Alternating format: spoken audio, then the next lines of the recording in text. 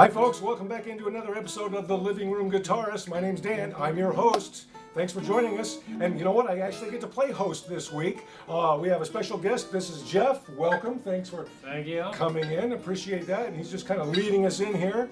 Now, as far as I know, you can correct me if I'm wrong, are you sort of more of a classically trained guitarist? Like, are you like conservatory trained, or how did you come about? What's your guitar journey a little bit here? So I started playing like just for fun back in high school, and then actually went to a year of jazz training.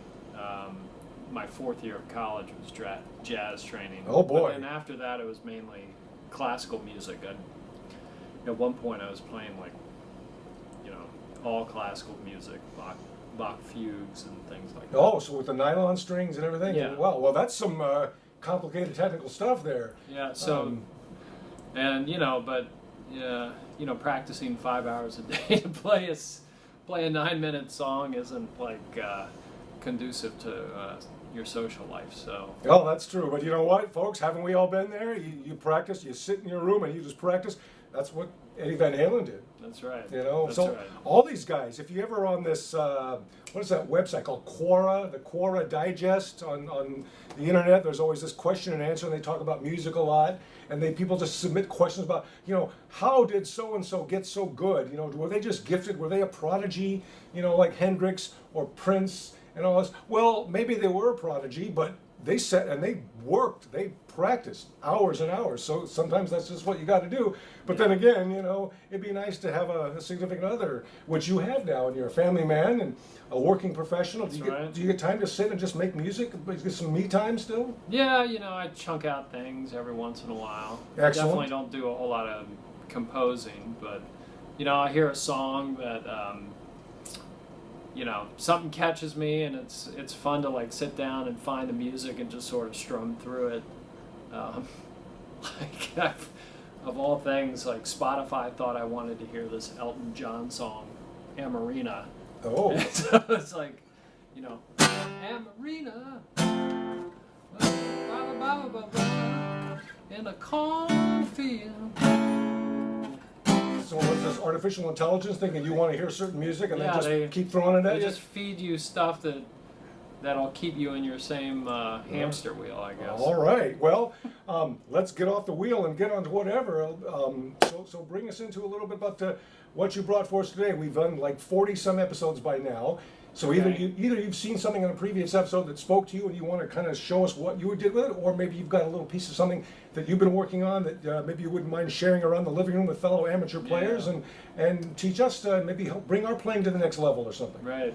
So I've had this song that I've really worked on since I was in college, and I've never really known how to finish it, or I think I have an idea, but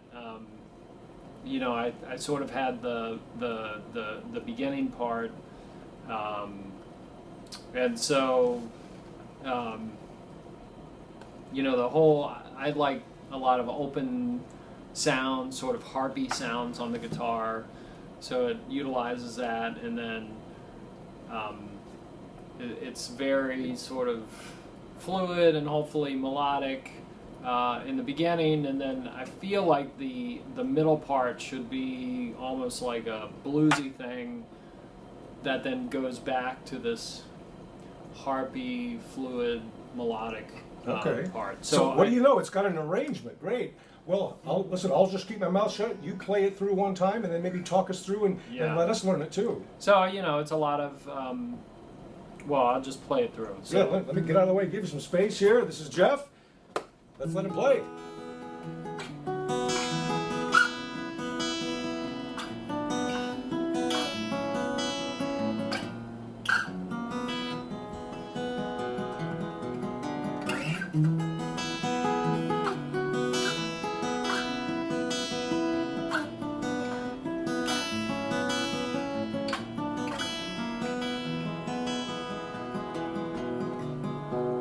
The lyrics or whatever that I thought would go along with it. It's on a beautiful day when the sky is blue. Gonna, Perfect for anyone who's got a nice tenor voice. Now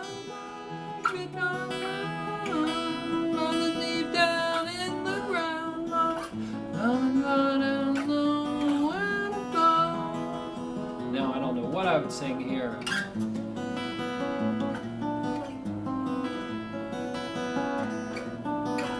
So if you've got a lyrical hat that you can put on, if this speaks to you, learn it. Maybe you can help write some words to this. Well, let's learn it first.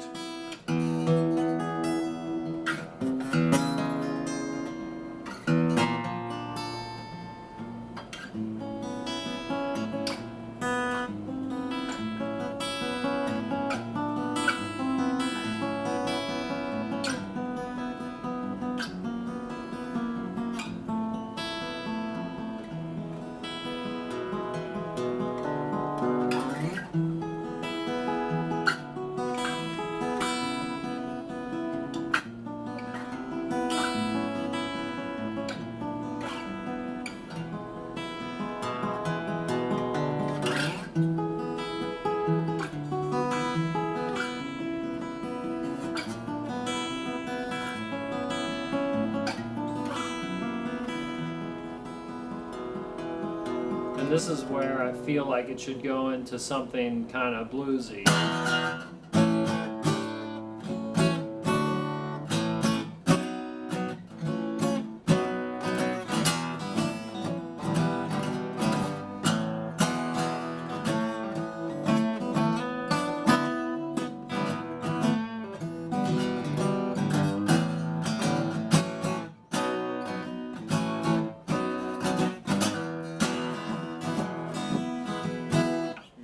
Yep. But Excellent. So yeah, it's got some good movement to it. It's like Paul Simon meets Stephen Stills in a way. That's really cool. All right, and it's got yeah, you're right. It's got that kind of harpy sound, but it moves around, and it doesn't look like it's real complicated chords. It's just the No. movement so much. Yeah. All right, see, folks, living roomers are creative artists. That means you. So if this speaks to you, learn it. So why don't you just kind of teach us a little bit? Just kind of give us well, the it's basics. pretty straightforward. Yeah, I mean, basics you of got the your fingering, the chord shapes. if you had your if you had your E-shaped chord, you do the root in the major third, and you're playing the root, the major third, and then the open B and E. Those open B and E, that's always the same. Mm-hmm. Yeah, So that you go bop bop, gives it a nice ring. and then so you arpeggiate. Then you come back down, and then you go. From the 12th to the 9th fret, 10th fret there, okay.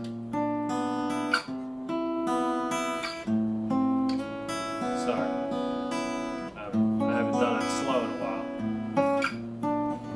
But the chord shapes don't have a lot of changes until you get back to the position 1 here, huh? Yeah, and so it's E major, D major, E major, C sharp minor, I guess A sharp, C, A major, A sharp, F sharp major, E. And you do this little thing at the end. So E7.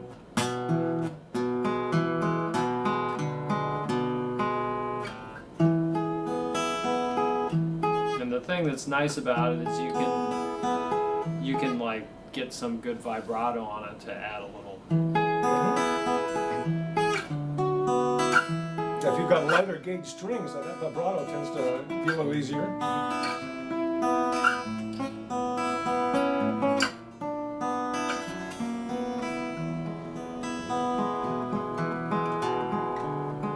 Now you go the second part of it, the A major, and then A sharp, G sharp, A major, A sharp, G minor. So you're really, a lot of this is creating tension around, specific, chords you're trying to get back to. So the A major, A sharp, G sharp, going back to the A major. And then you jump up to C, and then to B minor, C sharp, C, B minor, C major, C sharp major, C major, and then you put these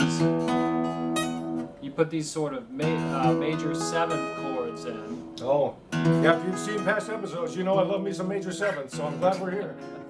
And you're going down by minor thirds, so that's E major 7, C sharp major 7, B flat or A sharp major 7, and so it's taking, I guess like it's a way of taking a major 7th and making it dissonant and using it to create tension to get back down to the. Yeah. So we can hear your jazz influences right there. Yeah. And you can grab that. I like to grab the E, the low E. So you're adding in that low E. So it's another way of getting the sort of the harpy sound of the guitar. Yeah, it's a really pretty tune there. And then A major, A sharp, G sharp, A, G, A sharp, G sharp, and then you go down to G, F sharp, major, F, and then back to E, and then E7. Folks, we can do this. We can do this. This is nice. Now, the part where you wanted to get a little bluesy with it there, play that a little bit for us here. Well, so I don't,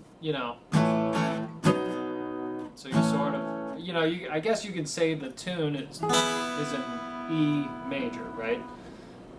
So you're doing A, B, and then you're going to, E7. And blues riff, yeah.